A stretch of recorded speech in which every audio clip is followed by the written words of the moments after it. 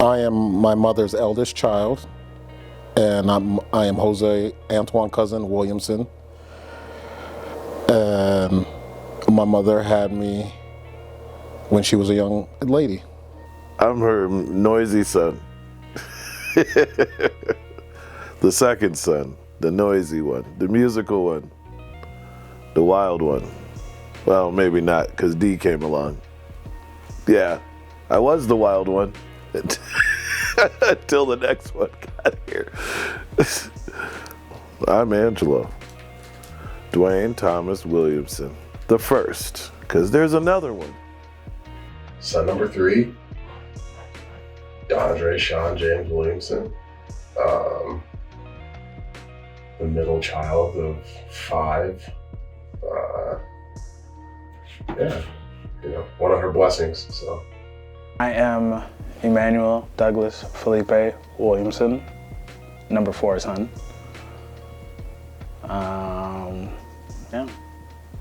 The cool one. My name is Brianna, and I am Mom's first and only daughter. there's many lessons. There isn't one that Mom has single-handedly taught me or my brothers or my sister. And many lessons of not giving up, keep going, not having fear, family, love. There's many things, and there's a lot of things that Mom has taught us, I would say. I feel like Mom has taught me a lot of things. The first thing is being financially stable. I honestly say if it weren't for my mom teaching me financial literacy at such a young age, with running the lemonade stands, being like, all right, you made this much money, but how much did you spend on getting the lemonade, getting the ice? And then also just being a good business person. To be punctual, I think that's a big one, is making sure that I'm on time to places and that I don't kind of just live life in moments not actually caring about stuff, and making sure that I'm taking time to care about all of the things that I'm doing in time. So Believe in yourself. You can do it. You don't have to really count on other people to do things that if you believe in yourself, you can do it. Then I'd probably say if it wasn't that lesson, it would probably be watch what you say. She had taught me from a very early age the difference between needs and wants, and she identified and exemplified what a need was versus a want. I've used those very diligently in my life as I've grown up.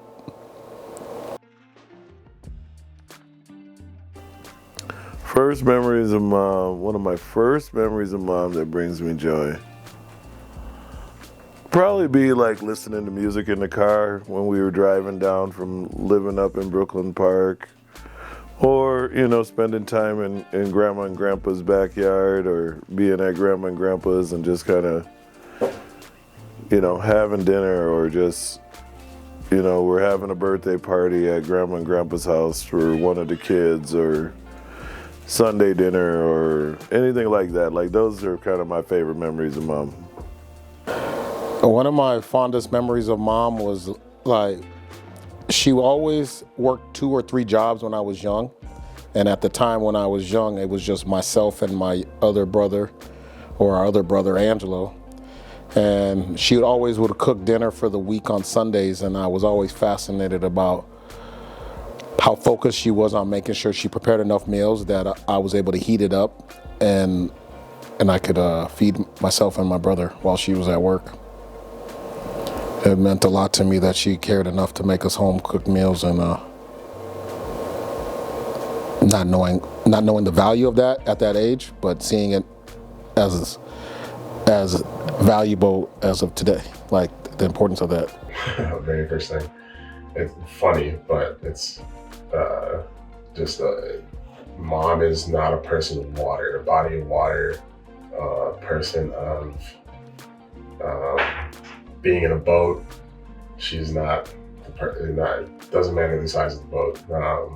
And I would think that one memory that always sticks out that I will always cherish and be grateful for is going to Lake of the Woods. And when Grandpa Richard is passing away and we spread his ashes up there at Lake of the Woods, Mom, braved that fear for that 30 minutes of being on the water, and just her getting in the boat and being able to, a sad experience like that, but being able to share that experience with her, and, seeing that my mom has this fear, but being able to go out there and, overcome like being in a little boat and not liking the waves or not liking that the boat's not big enough.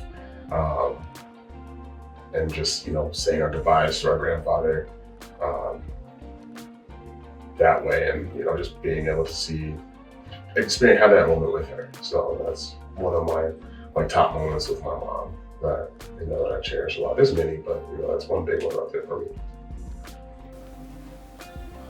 Honestly, anytime Mom laughs, especially like her goofy laugh, like you're lucky when you get to hear Mom's like goofy laugh. Like if Mom during the sex talk,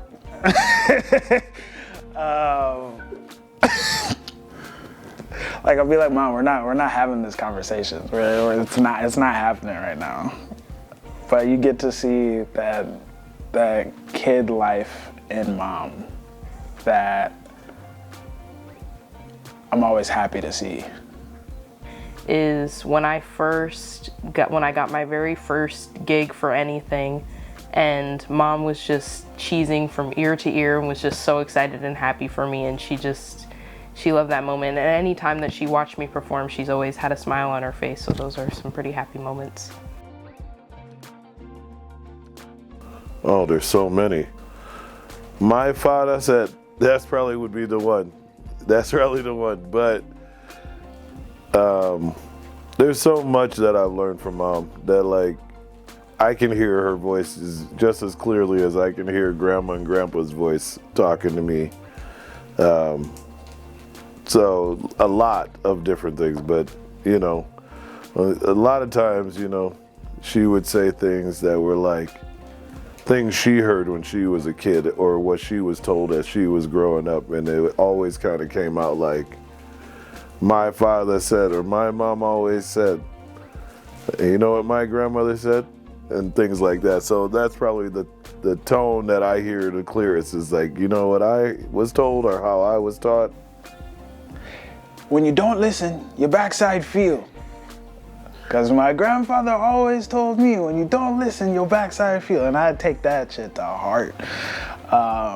Because when you decide to not listen with your ears, you're gonna pay for it in a different way, one way or another. So that has always been a phrase that always plays in the back of my head. Buck sticks in your ear, your backside soon feel. That's one of the main ones, because I'm stubborn just like she is, and so sometimes I need to be reminded that buck sticks in your ear, your backside soon feel, and my backside has felt.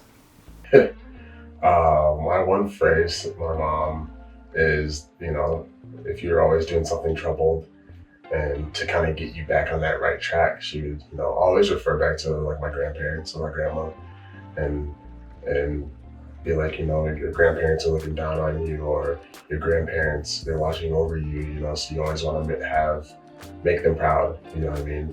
But in all reality, make her proud too as well. But, instead of it just being like a her thing, like, do something to make me proud, she's like, hey, your grandparents are also watching you. So, you need to do better and make them proud. I think a phrase is, you must be smelling yourself. You must be smelling your upper lip.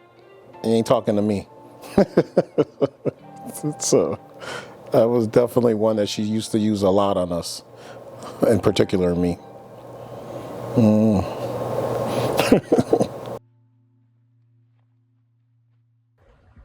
Being talented in many different things. You know, my mom, from being a mother, to being a teacher, to being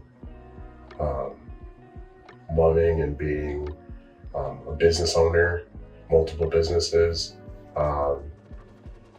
You know, I kind of follow those footsteps and, you know, being a sponge and being absorbent, and teaching and learning, caring for other people, having my own business, you know, picking up on things that she has taught me, you know, over my 34 years of life on this earth, of being, you know, with similarities of being a mom. It's, you know, obviously your parents, they pass things down to you, and you pick up on those things and you kind of run with it. So, you know, my mom being an entrepreneur, there's always an avenue for me to be a businessman, be a business person. You know, whether it's, you know, my mom has a seamstress business, doing that, sewing, being able to embroider, you know, from me going my own avenue, from me having my own landscape and lawn care business, to me being able to DJ and being my own businessman that way. We're both Capricorns. I feel like we're both very highly creative. With mom with her sewing, me with my photography, woodworking, just being able to create things with our hands. Mom has always been able to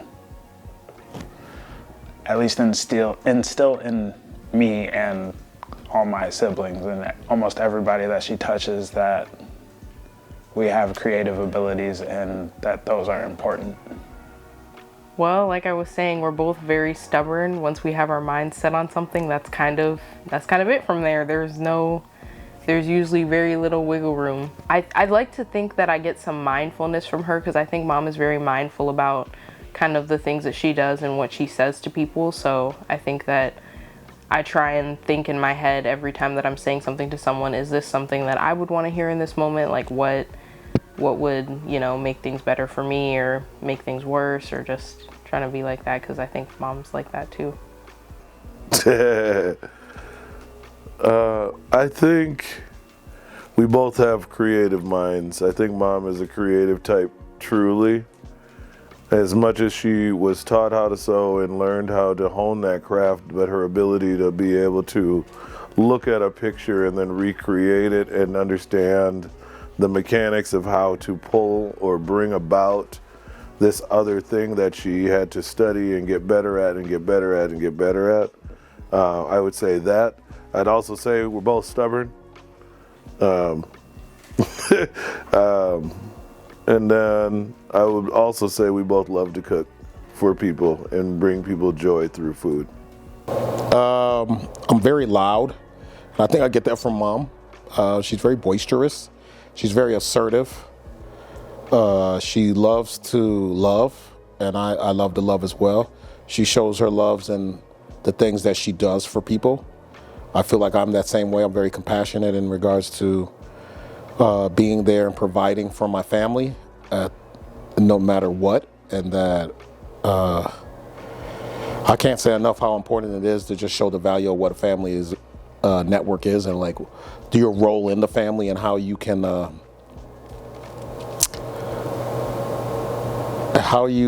understand your role and what your role means in your family structure, and how you pay that forward. I think I've learned those values from mom. Man, I was thinking about this question because I was like, this one's a hard one, because there's so many meals. It's hard, man. That's a tough question to ask her. Just me one meal. One meal. One? That's so terrible, because I'd want her to cook like 50 million different meals. One meal? I'm gonna have to go with breakfast. My favorite meal that mom cooks for breakfast, even though it also is super simple, I'm going with corned beef and cabbage with dumplings or with hardo bread. Like, you can't go wrong. Like, like mom made mom made corned beef and cabbage for breakfast. I'm there.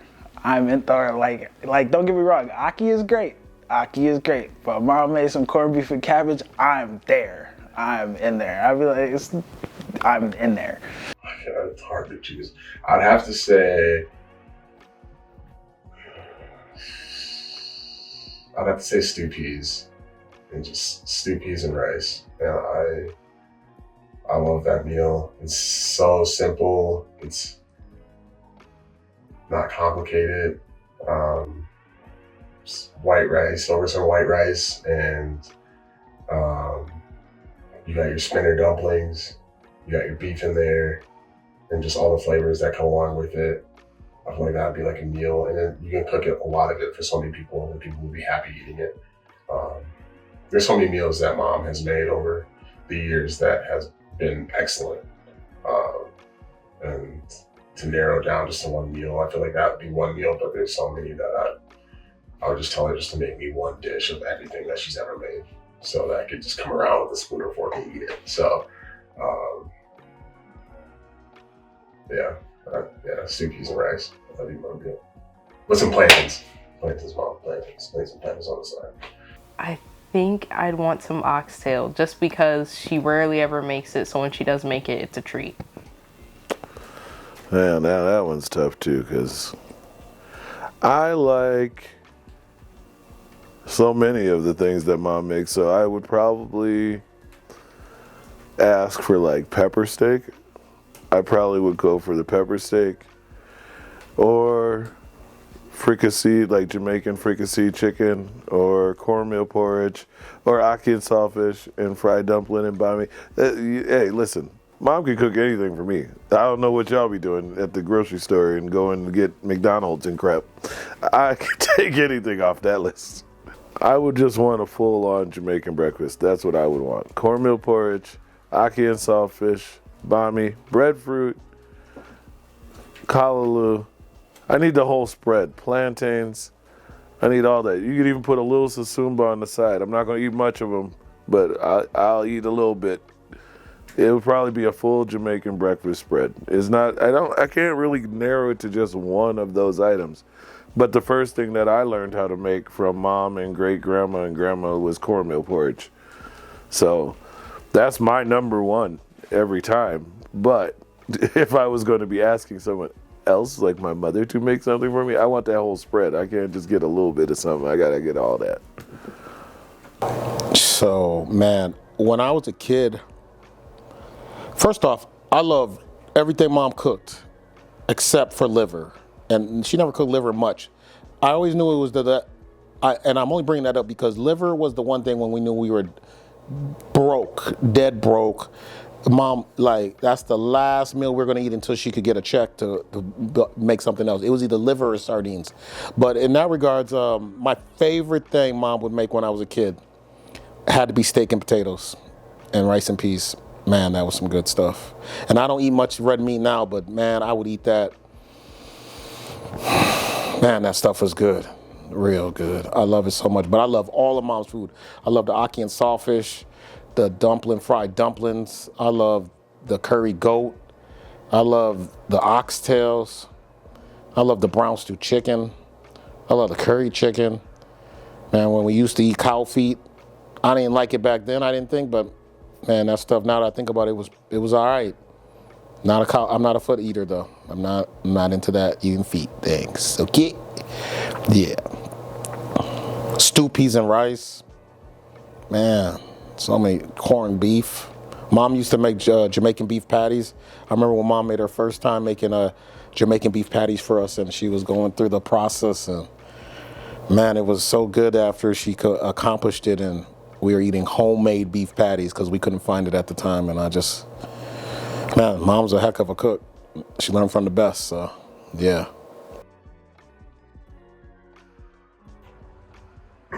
Be a mom.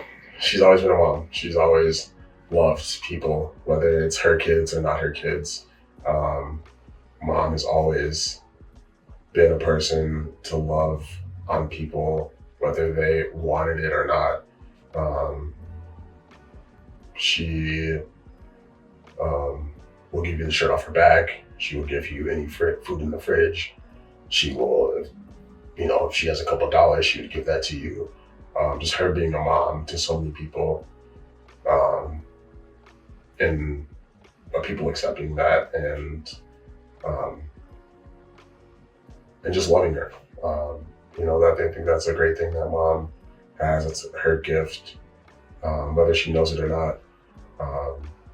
She's kind of picked that up from our grandparents, her parents, just her being a mom, and she's obviously passed that on to us as her kids. So we spread that her same knowledge and helpfulness out to people around the world. Yeah, just her being a mom is her like superpower. I feel like she always makes sure that we're prepared for stuff, I guess you could say. Like if something big is coming up or something big is happening, she always kind of makes sure that we're ready for it and anticipating it instead of just wham, having it hit us at the last moment. I don't know. I guess I would say pray. I think I would probably say that. Mom would always pray. It's like if something was bothering her or something. I mean, she's always feeding you. So you come in the house, she's asking you if you're hungry. So I'm just, even to the day, if I come into the house, I'm like, Mom, what you cook? And now she's like, I didn't cook. Everybody's fending for themselves. I said, man, what? I'll raid the fridge. So for me, it's just feeding me.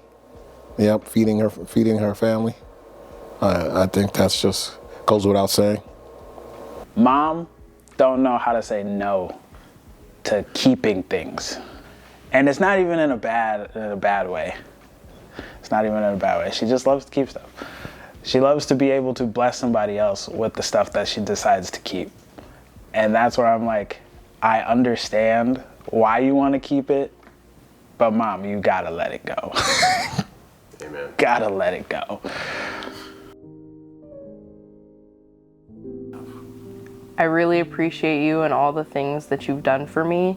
I think a lot of the times, sometimes I kind of get in my head about certain stuff and it's just not always great. And I think that a lot of my appreciativeness gets lost in those moments.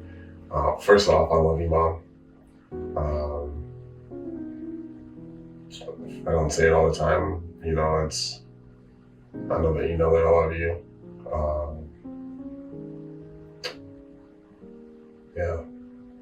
And I appreciate you for everything that you've done and you do. So, yeah.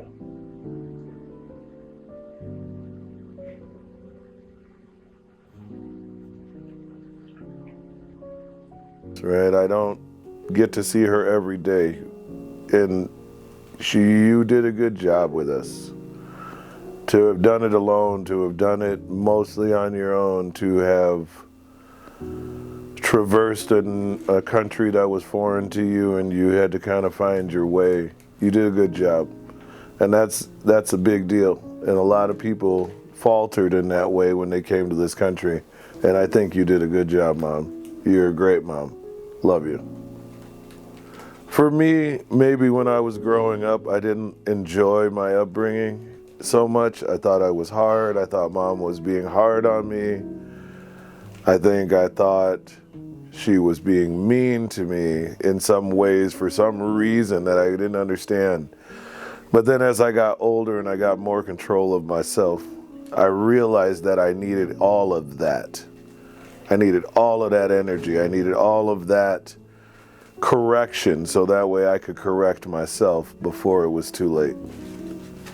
And that's why I said she did a good job. She was a great mom to me because I'm still here.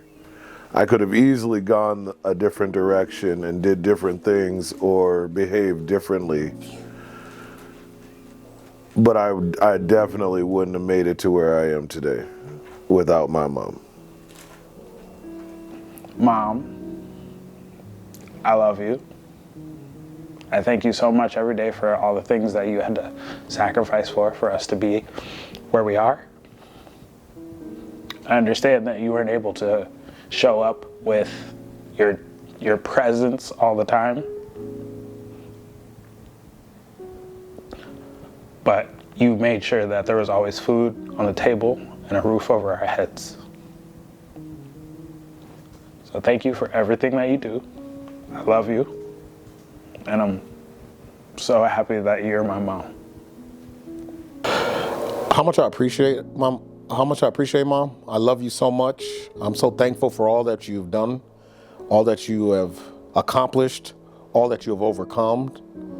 For many years, or for the first 2 years, 2.5, 3 years, it was just you and I, and then little Angelo came, or Angelo, and